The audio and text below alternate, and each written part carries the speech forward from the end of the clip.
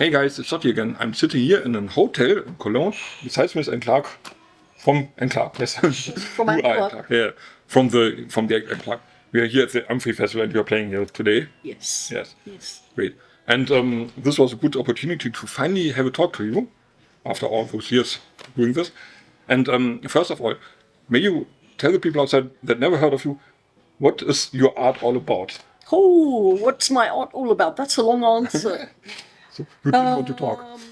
Well, for me, always it is in whatever genre, whatever music or theater or painting or whatever. It's the art that counts, not the ego or the individual. It's not about the person.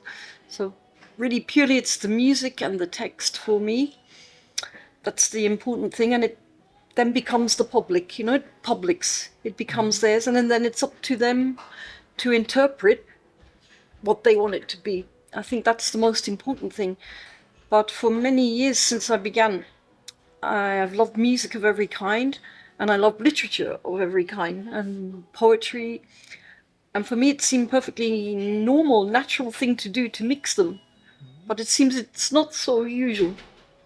But that's really what I do. I take text, more spoken word text than singing, and combine it with music of many different styles. Mm-hmm. But I think probably people know me mostly for the very electronic material that I did back in the 80s with David Harrow. Yeah, I think.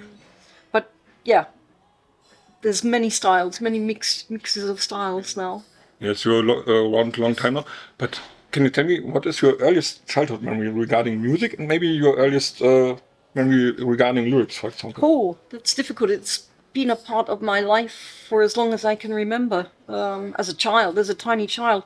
Of course, I'm a lot older than you, so I go back to growing up with the Beatles and the Rolling Stones. But then, I remember groups like the Monkees and singer-songwriters like Simon and Garfunkel, and then really becoming aware of the texts of these particular kind of artists.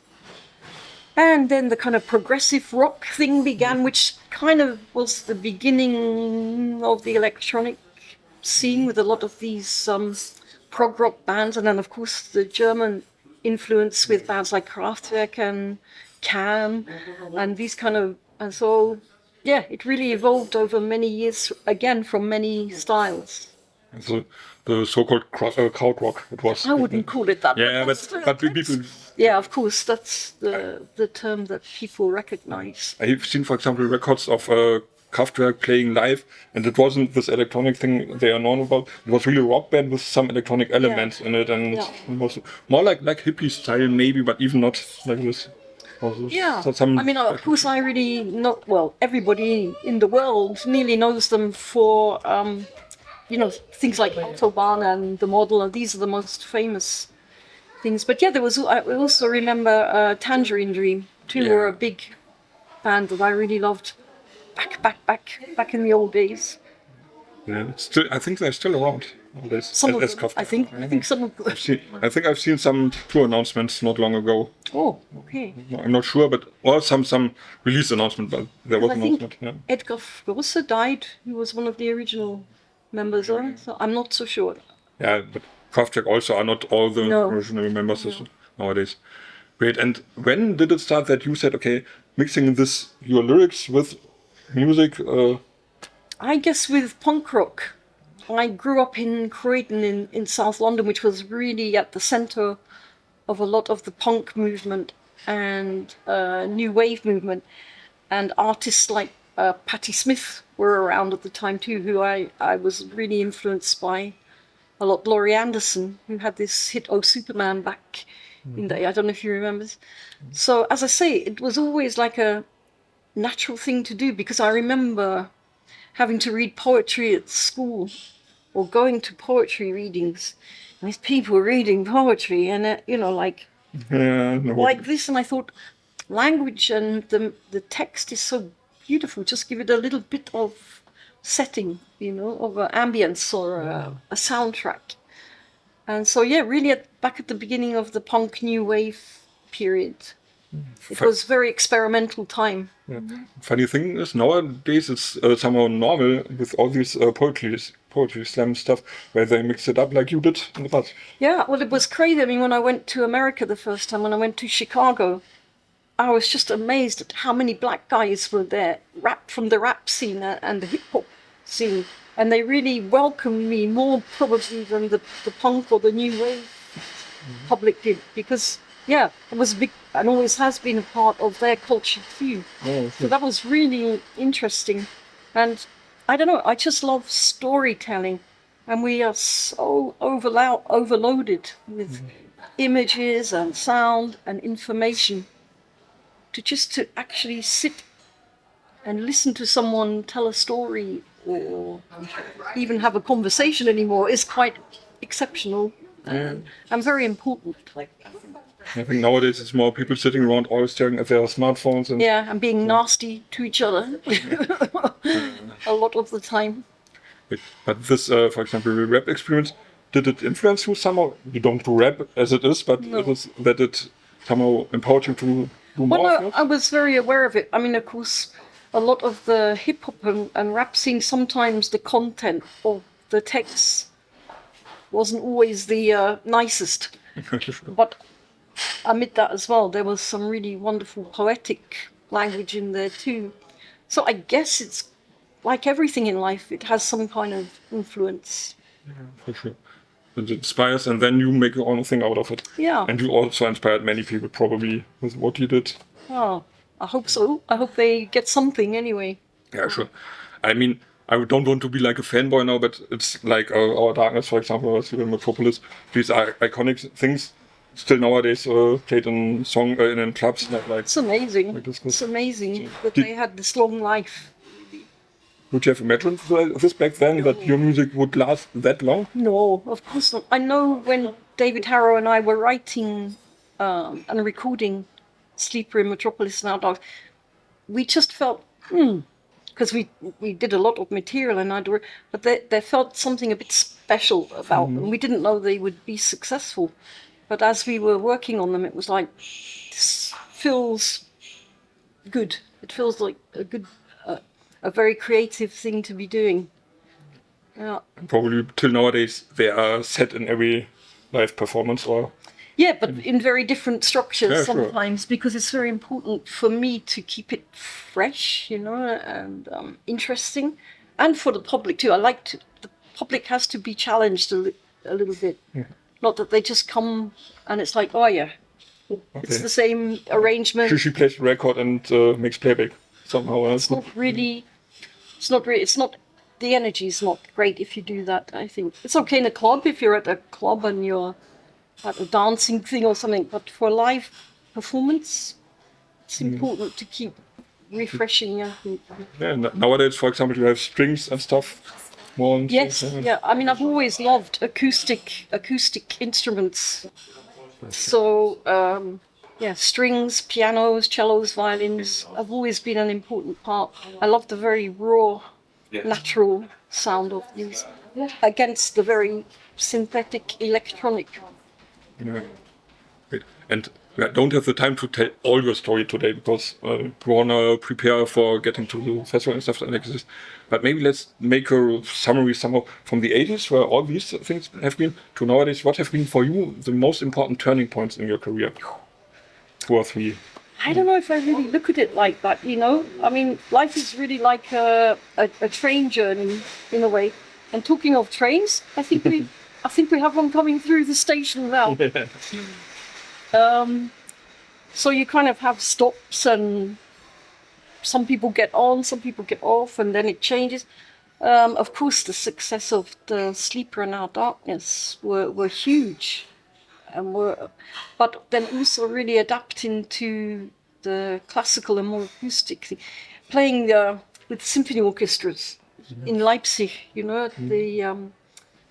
at the Gewandhaus there. This was an amazing thing. The Rilke project, which every project has its moment, and is equally important. And as I said at the beginning, it's really how the person who listens interprets if they're happy, and then I'm happy.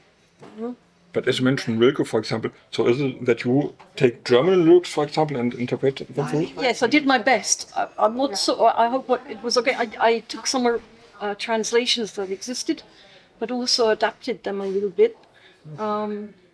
I just think his language is so incredible. Rilke's the depth that he can reach with just a few words. It's really. There's some British poet, for example, that you could compare somehow, not totally, but I don't know if there's any comparison, but I mean, British. I love the poet called Dylan Thomas very much, and there's a contemporary poet called Alice Oswald, who I like very much. But yeah, literature and language, poetry from everywhere. Really. Great. Yeah. So this is still your passion, discovering language, discovering poetry. Yeah, I think it's so important. Like I say, in these times we live of constant distraction. Yeah, I think it's important for me and probably for other people to have like a bit of an anchor, or a magnet, that something that just keeps you a bit stable, a bit still for a while, and inspires or stimulates you. Sure. And you talked about, for example, changing your music in some ways. And your poetry over those years, did it change as well? Do you do different style of poetry than back in the 80s when you have been a little bit younger? I think it's always been very mixed. I mean, I have to say, with the circumstances and situation of the times now, I mean, we always think the times we live in are quite bad or quite difficult, but the place we're at in politics and time now, I find it very hard to talk about, because I almost don't believe that all of us, have allowed things to become like they have. And it's very difficult to write about that. So it's more minimal now, I think, my text. I think it's all of us, when you have been young, getting into, for example, punk and gothic and new wave, dark wave movements, it was, you want to change the world somehow with your art and your poetry. And now, 20, 30, 40 years later, you see, okay, it's still the same. And it seems to be even worse sometimes. Yeah. I mean, I would still love to change the world, but that's not going to happen. And I learned very hard lesson that you have to make your world, your small world, as positive as you can, and fill it with as much good energy as you can. And hopefully, I'm not sure, but hopefully that, like a stone in the water, it kind of ripples out. But yeah, I'm sure. It's a very hard, a very difficult time we're at now. Yeah, but I think artists like you have changed something. At least the people that listen to the music and have the same vibes, the same energy. And for example, I know you are really, really into animal protection and stuff like this. To a degree, yes, of course, yeah. This is important to you as well. Yeah, I mean, just the complete lack of care now for the environment. Back in the 80s, there was really an awareness of, I think in our generation, younger, that, we're part of this system of material and capitalism, but there was a little bit more care for... Well, now it's just smash everything down, and just this word, growth, that the countries, the politicians, their obsession with growth and economy, and the price of that, for me, is awful. Yeah. So this capitalism thing is all about endless growth, and this can't be. There has to be an end at some planet, on a planet that has limited resources. Yeah. Yes. Yeah, but I think it's a very, very, very clever system, because before, in the last century, people were controlled with fear. We had communism, fascism, Nazism. We had these political movements where people were really afraid, and so they would resist and would protest and would react. But the system we've had for the last 50, 60 years, it's to keep us very calm, a little bit fat, a little bit sleepy, a little bit watching the TV, yes. have this. It's very And it's very smart because you don't get angry. You're just a little bit like making bread, you know. You can just and be there and not protest and not complain because you have everything you want. And it's a very smart system, but it's gives me shivers, makes my I don't like it. Yeah, this is, I think, one reason why some of the people in power are afraid of educated people. Yes, for example, like Trump reducing education now in the US, Absolutely. what they have been proud of. And it's very, I see that very much in the UK, where you do have a very split and elite education system. But in some ways it can work the other way too, because then, for example, like, you know, with migration and things and, the problems that these bring to countries with, huge population, uneducated people immediately can blame these people. And there's many more levels to everything. And so I think in one way it works for the politicians to keep people uneducated.